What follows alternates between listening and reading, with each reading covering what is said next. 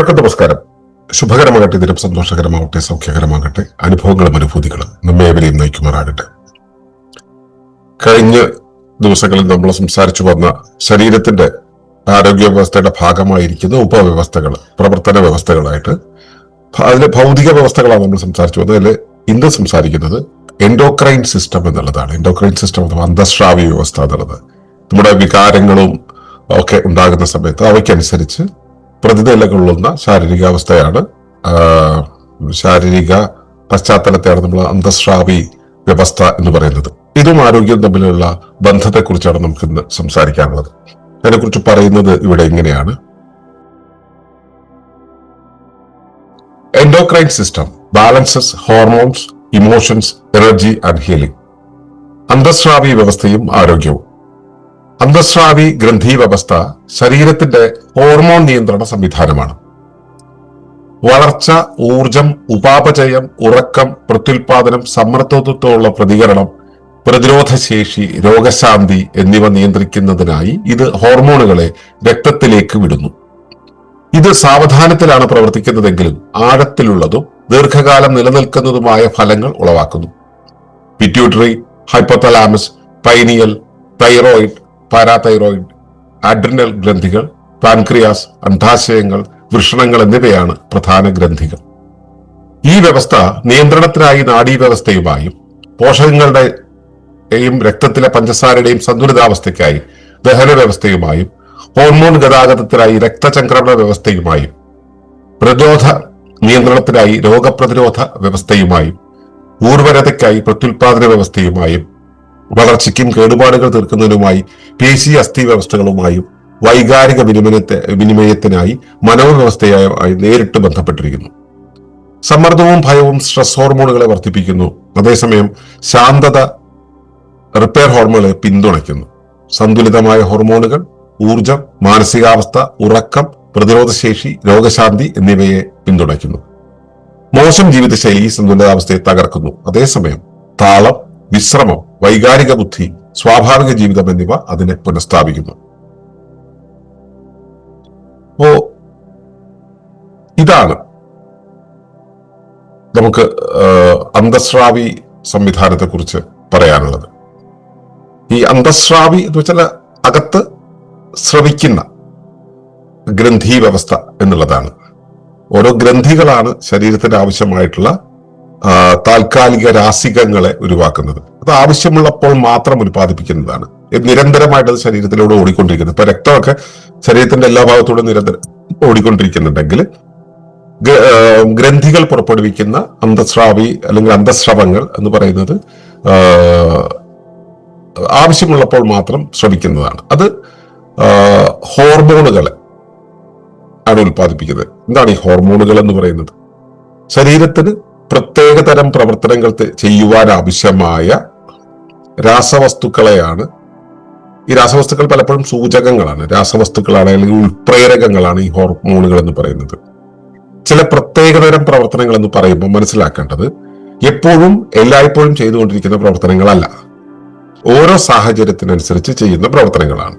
അപ്പോൾ ഇത് എങ്ങനെയാണ് നമ്മുടെ വികാരങ്ങളുമായി ബന്ധപ്പെട്ടുള്ളതെന്ന് മനസ്സിലാക്കണമെങ്കിൽ നമ്മൾ വികാരം എന്താണെന്ന് ആദ്യം ഒന്ന് നിർവചിക്കേണ്ടതുണ്ട്. നമ്മൾ ഈ തൊലിപ്പുറത്താണല്ലോ ഞാൻ എന്നുള്ള അവസ്ഥ നിൽക്കുന്നത്. തൊലിയുടെ ഒരു അളവിൽ നമ്മുടെ ബൗണ്ടറി എന്ന് പറയുന്നത്.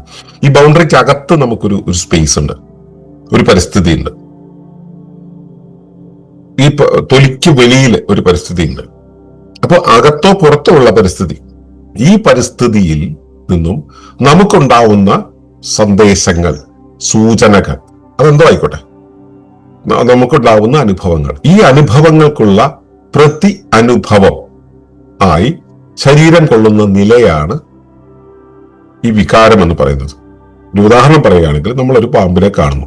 പാമ്പിനെ കാണുന്നുണ്ടെങ്കിൽ പാമ്പിനെ കണ്ടാൽ ഉടനെ ഒന്നുകിൽ ഓടുകയോ അല്ലെങ്കിൽ അതിനോട് ഫൈറ്റ് ചെയ്യുക എന്നുള്ള ബോഡി റെസ്പോൺസ് നമ്മുടെ ശരീരത്തിൽ ഉണ്ടാകുന്നുണ്ട്. അപ്പോൾ ഓടണമെങ്കിൽ നമ്മുടെ പേശികളെല്ലാം മുറുകണം, നമുക്ക് അതനുസരിച്ചുള്ള ഊർജം ലഭ്യമാകണം, അല്ലെ? ഇങ്ങനെ കുറേയേറെ കാര്യങ്ങൾ അവിടെ ആവശ്യമായിട്ട് വരുന്നുണ്ട്. അപ്പോൾ ശരീരത്തിന് പൊടുന്നനെ ഊർജം പ്രൊഡ്യൂസ് ചെയ്യേണ്ടി വരും, പൊടുന്നനെ പേശികളെല്ലാം റെഡിയാകേണ്ടി വരും, പൊടുന്നനെ ഒരു പ്രത്യേക ദിശ സങ്കല്പിക്കേണ്ടി വരും. ആ പൊടുന്നനെയുള്ള പ്രവർത്തനങ്ങൾക്ക് അതുവരെ ഉണ്ടായിരുന്ന പ്രവർത്തനത്തിൽ നിന്നും വ്യത്യസ്തമായിട്ടുള്ള ഒരു സാഹചര്യം ആവശ്യമാണ്. അങ്ങനെ പൊടുന്നനെ ഉണ്ടാവുന്ന ആ ശാരീരിക സാഹചര്യം അല്ലെങ്കിൽ ശാരീരികമായ കാലാവസ്ഥ, ക്ലൈമറ്റ് ആണ് വികാരം എന്ന് പറയുന്നത്. അപ്പൊ ആ വികാരം എന്ന് പറയുന്നത് ഒരു ബാഹ്യ സാഹചര്യത്തിനനുസരിച്ചുള്ള പ്രതിനീല. അപ്പോ രണ്ട് തരം വ്യവസ്ഥകൾ, ബാഹ്യ വ്യവസ്ഥയും ആന്തരിക വ്യവസ്ഥയും തമ്മിലുള്ള ഇടപെടലിനെയാണ് നമ്മൾ വികാരം എന്ന് പറഞ്ഞ് മനസ്സിലാക്കേണ്ടത്. ഈ വികാരങ്ങൾ ഉണ്ടാകുമ്പോൾ നമ്മുടെ ഉള്ളിൽ ഉണ്ടാവുന്ന രാസികമായ മാറ്റമാണ്, രാസികമായ തയ്യാറെടുപ്പാണ്, രാസികമായ ഒരു കാലമൊരുക്കലാണ്, സാഹചര്യം ഒരുക്കലാണ് ഈ അന്തസ്രാവികളുടെ ഉൽപാദനം. അത് ചെയ്യുന്നത് ഗ്രന്ഥികളാണ്.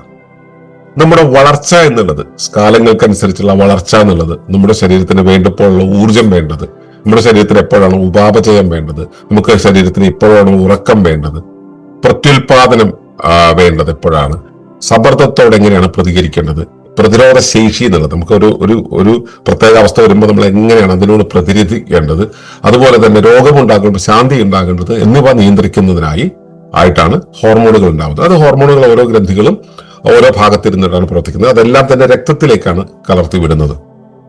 അപ്പോ ഞാൻ ഈ പറഞ്ഞ കാര്യങ്ങളെല്ലാം തന്നെ മനസ്സിലാക്കുക. ഇതെല്ലാം പെർമനന്റ് ആയിട്ടുള്ള ആവശ്യമല്ല, ഇതെല്ലാം ഓരോ സമയത്ത് കാലികമായ ആവശ്യമാണ്. അപ്പൊ കാലവുമായി ബന്ധപ്പെട്ടാണ് ഇത് നിൽക്കുന്നത്. ഇനി കാലം എന്താണെന്നുള്ളത് വിശദീകരിക്കാൻ ഞാൻ ഇവിടെ നിൽക്കുന്നില്ല. അതിനൊക്കെ കാലത്തിന്റെ രസതന്ത്രമൊക്കെ നമ്മുടെ ഈ വീഡിയോ സീരീസിലുണ്ട്. അപ്പോ ബാഹ്യ പരിസ്ഥിതിയോട് അല്ലെങ്കിൽ നമ്മുടെ ചുറ്റുപാടുള്ള പരിസ്ഥിതിയോടുള്ള ഒരു സത്തയുടെ പ്രതിനില, സാഹചര്യങ്ങളോടുള്ള പ്രതിനിലയാകുന്ന കാലാവസ്ഥയാണ് വികാരം.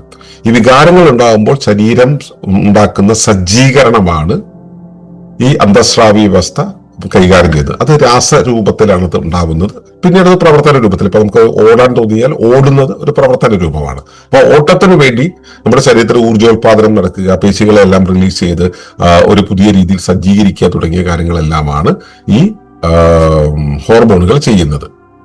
ഹോർമോണുകൾ അതാത് സ്ഥലങ്ങളിൽ നിന്ന് ബ്ലഡ് സ്ട്രീമിലേക്ക് പുറത്തുവിടുകയാണ് ചെയ്യുന്നത്. ഇത് സാവധാനത്തിലാണ് പ്രവർത്തിക്കുന്നത്, സമയാസമയത്ത് സമയമെടുത്താണ് പ്രവർത്തിക്കുന്നത്. പക്ഷെ ആഴത്തിലുള്ളതും ദീർഘകാലം നിലനിൽക്കുന്നതുമായിട്ടുള്ള ഫലങ്ങളാണ് ഉണ്ടാക്കുക. ഇപ്പോ ഒരു പാമ്പിനെ കണ്ടു പേടിച്ചു. ഈ പേടിച്ച് നമ്മൾ നിൽക്കുന്ന സമയമുണ്ടല്ലോ, ആ ചെറിയ സമയം കൊണ്ടാണ് നമ്മൾ ആ പേടിയിലേക്ക് എത്തുന്നത്. പക്ഷെ ആ പേടിയാൽ ഉണ്ടാകുന്ന, നമ്മുടെ ശരീരത്തിൽ ഉണ്ടാവുന്ന രാസികങ്ങൾ എന്ന് പറയുന്നത്, വിഷങ്ങൾ എന്ന് പറയുന്നത് നമ്മുടെ ശരീരത്തിൽ ഇറങ്ങിപ്പോവാൻ കാലങ്ങൾ എടുക്കും. അപ്പോൾ ദീർഘകാലം നിലനിൽക്കുന്ന ഫലങ്ങൾ ഉളവാക്കുന്നു എന്നുള്ളതാണ്. പലതരം ശാരീരിക ഗ്രന്ഥികളുണ്ട്, ഒരുപാട് ഗ്രന്ഥികളുണ്ട്. അതിൽ വളരെ പ്രധാനപ്പെട്ട കുറച്ചെണ്ണം എന്ന് പറയുന്നത്, ഒന്ന് ഈ പിറ്റ്യൂട്ടറി ഗ്ലാൻഡാണ്. പിറ്റ്യൂട്ടറി ഗ്ലാൻഡിന്റെ പ്രത്യേകത അതാണ് എല്ലാ ഗ്രന്ഥികളെയും നിയന്ത്രിക്കുന്ന ഒന്ന് പിറ്റ്യൂട്ടറി എന്നുള്ളതാണ്. നമ്മുടെ ശരീര ഊഷ്മാവ് പോലുള്ള കാര്യങ്ങളെല്ലാം കൈകാര്യം ചെയ്യുന്നതാണ് ഹൈപ്പോതലാമസ്.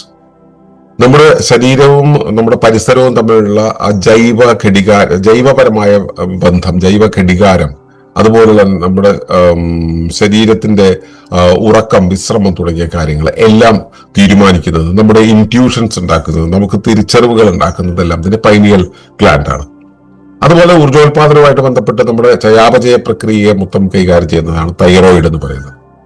ഇതുപോലെ മറ്റൊന്നാണ് പാരാതൈറോയിഡ്. നമ്മുടെ ഇപ്പൊ ഭയമൊക്കെ ഉണ്ടാവുന്ന സമയത്ത് നമ്മുടെ ശരീരത്തിൽ ഉണ്ടാവുന്നതാണ്, ഈ സമ്മർദ്ദമൊക്കെ ഉണ്ടാവുന്ന സമയത്ത് അഡ്രിനൽ ഗ്രന്ഥികൾ. ഇതുപോലെ തന്നെ ശരീരത്തിലെ ഈ ദഹനവുമായി ബന്ധപ്പെട്ട് ഗ്ലൂക്കോസിന്റെ ഒക്കെ കൈകാര്യം ചെയ്യലിന് വേണ്ടിയാണ് പാൻക്രിയാസ് ഉള്ളത്. അതുപോലെ അണ്ഡാശയങ്ങൾ പ്രത്യുൽപാദനമായിട്ട് ബന്ധപ്പെട്ടിട്ട് വൃഷണങ്ങൾ, ഇതൊക്കെ ശരീരത്തിലെ പ്രധാന ഗ്രന്ഥികൾ. ഇതുപോലെ ഒട്ടേറെ ഗ്രന്ഥികളുണ്ട് നമ്മുടെ ശരീരത്തിൽ. ഈ വ്യവസ്ഥ മറ്റു വ്യവസ്ഥകളുമായിട്ട് വല്ലാതെ തന്നെ കണക്റ്റഡ് ആണ്. ഞാനത് ഓരോ അവതരണത്തിലും ഞാൻ എടുത്തു സൂചിപ്പിക്കുന്നത് വെച്ച് കഴിഞ്ഞാൽ, വ്യവസ്ഥകളെല്ലാം തമ്മിലുള്ള പരസ്പര ബന്ധത്തിലാണ് ശരീരമെന്ന, ജീവി എന്ന വ്യവസ്ഥ നിലനിൽക്കുന്നത്. അപ്പോൾ ഈ വ്യവസ്ഥകൾ എല്ലാം തമ്മിൽ ബന്ധപ്പെട്ടിട്ടുണ്ട് എന്നത്, ആ ചിന്ത എസ്റ്റാബ്ലിഷ് ചെയ്യാൻ വേണ്ടിയിട്ടാണ് ഞാനത് ആവർത്തിച്ച് പറയുന്നത്. അപ്പോൾ നിയന്ത്രണത്തിനായിട്ട്, അതായത് ഈ എൻഡോക്രൈൻ സിസ്റ്റത്തിന്റെ നിയന്ത്രണത്തിനായിട്ട് അത് നാഡീവ്യവസ്ഥയുമായിട്ട് കണക്റ്റഡ് ആണ്. ആ നാഡീവ്യവസ്ഥയുമായിട്ട് കണക്ട് ചെയ്തിട്ടാണ് എൻഡോക്രൈൻ സിസ്റ്റം പ്രവർത്തിക്കുന്നത്. അതുപോലെ തന്നെ പോഷകങ്ങൾക്ക് വേണ്ടിയിട്ട് രക്തത്തിലെ പഞ്ചസാരയുടെ ഒരു നിയന്ത്രണത്തിന് വേണ്ടി അതിന്റെ സന്തുലിതാവസ്ഥയ്ക്കായിട്ട് ദഹന വ്യവസ്ഥയുമായിട്ട് ബന്ധപ്പെട്ടിട്ടുണ്ട്. ഹോർമോണുകൾ അങ്ങോട്ടും ഇങ്ങോട്ടും എത്തിക്കാനായിട്ട് രക്തചംക്രമണ വ്യവസ്ഥയായിട്ട് ബന്ധപ്പെടുന്നുണ്ട്. ഇതിന്റെ പ്രതിരോധ നിയന്ത്രണത്തിനായിട്ട് നമ്മുടെ ഇമ്മ്യൂൺ സിസ്റ്റവുമായിട്ട് ബന്ധപ്പെടുന്നുണ്ട്. പ്രത്യുൽപാദനം എന്ന് വെച്ചപ്പോൾ കുഞ്ഞിന്റെ ഉൽപാദനം എന്ന് മാത്രമല്ല, കോശങ്ങളുടെ ഉൽപാദനമായിക്കോട്ടെ, പിന്നെ ഒരു സൃഷ്ടിയുടെ ഉൽപാദനമായിക്കോട്ടെ, ഊർജോൽപാദനമായിക്കോട്ടെ, ഏത് തരം ഉൽപാദനവും പുതിയൊരു സൃഷ്ടിയുടെ സർഗാത്മകതയുടെ ഒരു ഔട്ട്പുട്ട് നമ്മുടെ ശരീരത്തിൽ ഉണ്ടാവുന്നത് പ്രത്യുൽപാദന വ്യവസ്ഥയുടെ ഭാഗമായിട്ടാണ്. പിന്നെ വളർച്ച, കേടുപാടുകൾ തീർക്കൽ, ഇങ്ങനെയുള്ള കാര്യങ്ങളായിട്ട് ബന്ധപ്പെട്ട് നമ്മുടെ ശരീരത്തിനകത്ത് ഈ പേശി അസ്ഥി വ്യവസ്ഥയുണ്ടല്ലോ അതുമായിട്ട് ബന്ധപ്പെട്ട് നിൽക്കുന്നു എന്നുള്ളതാണ്. ഇതുപോലെ വൈകാരിക വിനിമയത്തിനായിട്ട് മനോവ്യവസ്ഥയുമായിട്ട് ചേർന്ന് നിൽക്കുന്നുണ്ട്. ഇങ്ങനെ ശരീരത്തിലെ മറ്റെല്ലാ വ്യവസ്ഥകളുമായിട്ടും ഇത് ഡയറക്റ്റ് ആയിട്ട് തന്നെ കോണ്ടാക്റ്റിലാണ് പ്രവർത്തിക്കുന്നത്. ഈ സ്ട്രെസ് ഹോർമോണുകൾ കൂട്ടുന്ന ഒരു അവസ്ഥയാണ് സമ്മർദ്ദം, ഭയം. ഇതാണ് നമ്മുടെ ശരീരത്തിലെ എൻഡോക്രൈൻ സിസ്റ്റത്തിലെ ഏറ്റവും അപകടകരമായിട്ടുള്ള സാഹചര്യങ്ങൾ ഉണ്ടാക്കുന്നത്. ആ സമയത്തൊക്കെ തന്നെ ശരീരത്തിന്റെ പ്രവർത്തനങ്ങളെല്ലാം അസ്വാഭാവികമായി നടക്കുകയും ശരീരത്തിന്റെ ആരോഗ്യം കൂടുതൽ ഊർജ്ജ വിനിയോഗം നടത്തുകയും ചെയ്യും. അതുകൊണ്ട് തന്നെ ആരോഗ്യം ക്ഷയിച്ചു വരുന്നതാണ് പതിവ്. അപ്പോൾ ഭയവും സമ്മർദ്ദം തുടങ്ങിയ കാര്യങ്ങൾ, സ്ട്രെസ് ഹോർമോണുകൾ ഉണ്ടാക്കുന്നത് നമ്മുടെ ശരീരത്തിൽ ധാരാളം ലോഡ് ഉണ്ടാക്കും, ശരീരത്തിന് ഒരുപാട് ആരോഗ്യ പ്രശ്നങ്ങളിലേക്ക് കൊണ്ടെത്തിക്കും. അതേസമയം നമ്മുടെ ശരീരത്തിൽ ശാന്തതയാണുള്ളതെങ്കിൽ നമ്മുടെ ശരീരത്തിലെ എവിടെയെങ്കിലും കേടുപാടുകൾ ഇത് റിപ്പയർ ചെയ്യുന്ന റെസിലിയൻസ് പ്രോസസ്സിലൂടെ കടന്നു പോകും. അപ്പോൾ സ്ട്രെസ് ആണോ ശാന്തതയാണോ നമുക്ക് വേണ്ടത്? നമ്മൾ ഏറ്റവും കൂടുതൽ സമയം സ്ട്രെസ് ഉണ്ടാക്കാനുള്ള ആക്ടിവിറ്റിയിലേക്കാണ് ശ്രദ്ധിക്കുക. മറ്റുള്ളവരെ കുറ്റം കാണുക, മറ്റുള്ളവരെ കുറ്റം പറയുക, പിന്നെ മറ്റുള്ളതിനെ എതിർക്കുക, മുന്നിൽ വരുന്നവരോട് വിരോധിക്കുക, റിബലാവുക തുടങ്ങിയ കാര്യങ്ങൾ.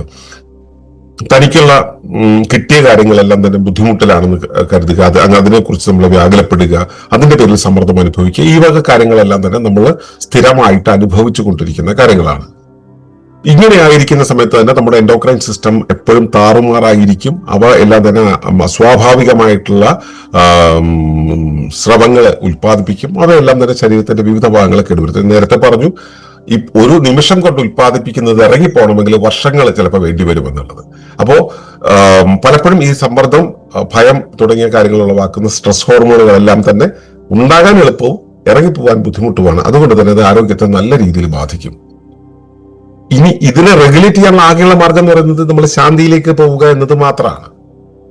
ശാന്തിയിലേക്ക് പോകുന്ന സമയത്ത് ശാന്തമായിരിക്കുമ്പോൾ നമ്മുടെ വീട്ടിൽ വേറെ പണിയൊന്നും ഇല്ലായിരിക്കുമ്പോഴാണ് വീട് വൃത്തിയാക്കാൻ പറ്റുക. വീട്ടിൽ സ്ഥിരം അതിഥികൾ വന്നിട്ട് വൃത്തിയാക്കൽ നടക്കില്ല, അല്ലെ? അതുപോലെ ശാന്തത ഉണ്ടെന്ന് വെച്ചാൽ റിപ്പയറിംഗ് ഹോർമോണുകളെ പിന്തുണയ്ക്കും. ഈ ഹോർമോണുകളെ സന്തുലിതമായിരിക്കും. അതായത് സമ്മർദ്ദ ഹോർമോണുകളെ, ശാന്തമായ ഹോർമോണുകളെല്ലാം സന്തുലിതമായി നിൽക്കുന്ന ഒരവസ്ഥയിൽ നമ്മുടെ ശരീരത്തിൽ ആവശ്യത്തിന് ഊർജം, മതിയായ ഊർജം ഉണ്ടാവും, ശരിയായ മാനസികാവസ്ഥ ഉണ്ടാവും, ശരിയായ ഉറക്കം ഉണ്ടാവും, ശരിയായ പ്രതിരോധ ശേഷി ഉണ്ടാവും, ശരിയായ യോഗശാന്തി ഉണ്ടാവും. അപ്പോൾ ഹോർമോണുകൾ ബാലൻസ്ഡ് ആയിരിക്കണം. ഇത് തെറ്റിക്കുന്നത് നമ്മുടെ ജീവിതശൈലിയാണ്. തെറ്റായ ജീവിതശൈലി, മോശമായിട്ടുള്ള ജീവിതശൈലി ഈ ബാലൻസിനെ മൊത്തം തകിടം മറിക്കും. അപ്പൊ നമുക്ക് വേണ്ടത് ഇതാണ്, താളം തെറ്റിക്കാതെ, മണിയേട്ടൻ പറഞ്ഞതുപോലെ താളം തെറ്റിക്കാതെ വിശ്രമം, വൈകാരിക ബുദ്ധി, സ്വാഭാവിക ജീവിതം എന്നിവയിലൂടെ കടന്നു പോവുക. നല്ല താളം വേണം, കാര്യത്തിനെല്ലാം കൃത്യമായിട്ടുള്ള ഒരു താളം വേണം, അതിന് കൃത്യമായി വിശ്രമം വേണം, ഇതിനെല്ലാം റെസിലിയൻസിലേക്ക് കൊണ്ടുപോകാൻ വിശ്രമം വേണം. പിന്നെ വികാരങ്ങളെ നമ്മൾ കൃത്യമായിട്ട് കൈകാര്യം ചെയ്യണം. വികാരങ്ങൾ എന്ന് പറയുന്നത് തൊട്ടതിനും പിടിച്ചതിനെല്ലാം വൈകാരികമായിട്ട് പൊട്ടിത്തെറിക്കുന്ന ഒരു അവസ്ഥയുണ്ടെന്ന് വെച്ചാൽ അത് നമ്മുടെ ശരീരത്തിന്റെ അടപടലം ഇല്ലാതെയാക്കുന്ന ഒരു അവസ്ഥയിലേക്ക്, മരണാത്മകമായ അവസ്ഥയിലേക്ക്, ക്യാൻസറിലേക്ക്, PCOD പോലുള്ള കാര്യങ്ങളിലേക്ക് ഒക്കെ നമ്മളെ കൊണ്ടെത്തിക്കും. അപ്പോൾ വൈകാരിക ബുദ്ധി എന്നുള്ളത് നമ്മൾ പ്രാക്ടീസ് ചെയ്യേണ്ടതാണ്. ഒളിമ്പസിൽ അത് പ്രത്യേകം പ്രാക്ടീസ് ആയിട്ട് തന്നെയുണ്ട്. സ്വാഭാവിക ജീവിതം അതിന് പുനഃസ്ഥാപിക്കും.